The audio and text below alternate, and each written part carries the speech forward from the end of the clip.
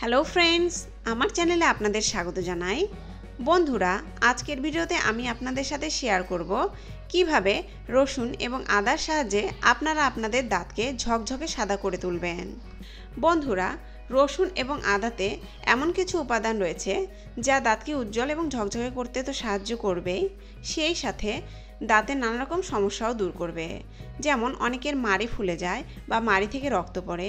এছাড়াও অনেকের মুখের দুর্গন্ধ তৈরি হয় দাঁতের কারণে, যার ফলে এসব কারণে অনেকে অস্বস্তিতে পড়েন।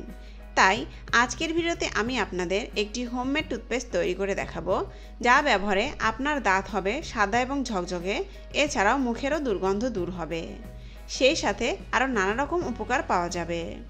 তাহলে দেরি না করে চলুন দেখে নেওয়া যাক কিভাবে টিথ হোয়াইটেনিং বা দাঁত সাদা করার এই রেমেডিটি তৈরি করে নিতে হবে। তবে ভিডিওটি দেখার আগে আপনাদের কাছে একটি রিকোয়েস্ট রইল, যারা এখনও আমার চ্যানেলটিকে সাবস্ক্রাইব করেননি তারা সাবস্ক্রাইব করে নিন এবং পাশে থাকা বেল আইকনে ক্লিক করে নোটিফিকেশন অন করে নিন, যাতে আপনি আমার চ্যানেলের সমস্ত ভিডিও সবার প্রথমে নোটিফিকেশনের মাধ্যমে দেখতে পারেন। টিথ হোয়াইটেনিংয়ের এই রেমেডিটি তৈরির জন্য সবার প্রথমে নিয়ে নিতে হবে একটি রসুন। এই রসুনটি থেকে এর কিছু কোয়া আলাদা করে নিতে হবে। 4-5টি রসুনের কোয়া এভাবে আলাদা করে নিয়ে এগুলোর খোসা ছাড়িয়ে নিতে হবে।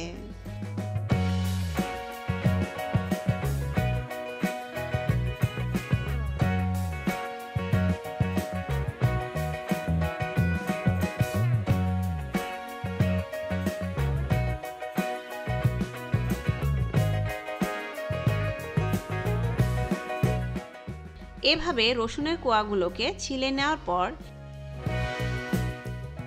একটি গ্রেটারের সাহায্যে রসুনের কোয়াগুলোকে গ্রেট করে নিতে হবে।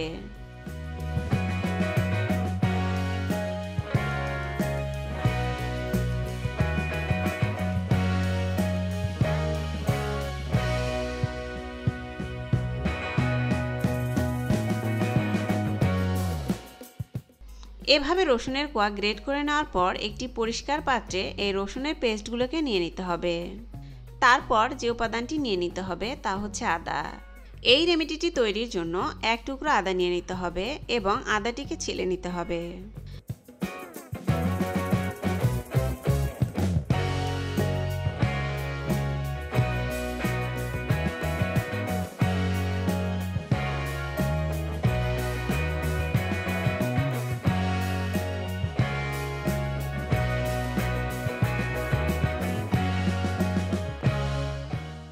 আদাটিকে এভাবে ছিলে নেওয়া হয়ে গেলে একটি গ্রেটারের সাহায্যে আদাটিকে গ্রেট করে এর পেস্ট তৈরি করে নিতে হবে। এখন এই আদার পেস্টগুলোকেও রসুনের পেস্টের সাথে অ্যাড করে নিতে হবে। এরপর এর সাথে যে উপাদানটি অ্যাড করতে হবে তা হচ্ছে হলুদ গুঁড়ো। এখন 1/2 চামচ হলুদ গুঁড়ো এর সাথে অ্যাড করে নিতে হবে। এরপর এর সাথে অ্যাড করতে হবে টুথপেস্ট। 1/2 চামচ টুথপেস্ট এর সাথে অ্যাড করে নিতে হবে। আপনারা আপনাদের প্রতিদিনকার ব্যবহারে যে পেস্ট ব্যবহার করেন তাই এখানে নিয়ে নেবেন।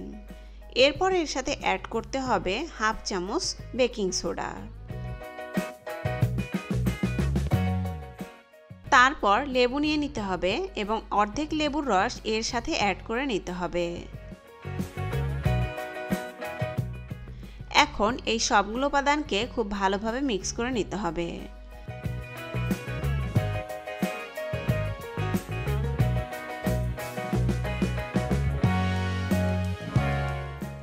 মিক্স করে নেওয়া হয়ে গেলে দেখুন মিশ্রণটি পুরোপুরি তৈরি দাঁতে অ্যাপ্লাই করার জন্য। এটা এক ধরনের দাঁত মাজনি।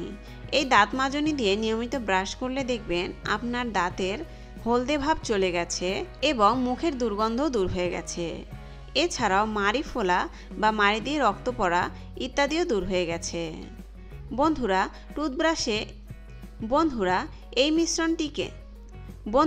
এই মিশ্রণটি দ্বারা সকাল এবং রাত 2 বেলা দাঁত ব্রাশ করতে হবে এবং যাদের মুখে দুর্গন্ধ রয়েছে তারা প্রতিবার খাওয়ার পর এই মিশ্রণটি দিয়ে দাঁত ব্রাশ করবেন।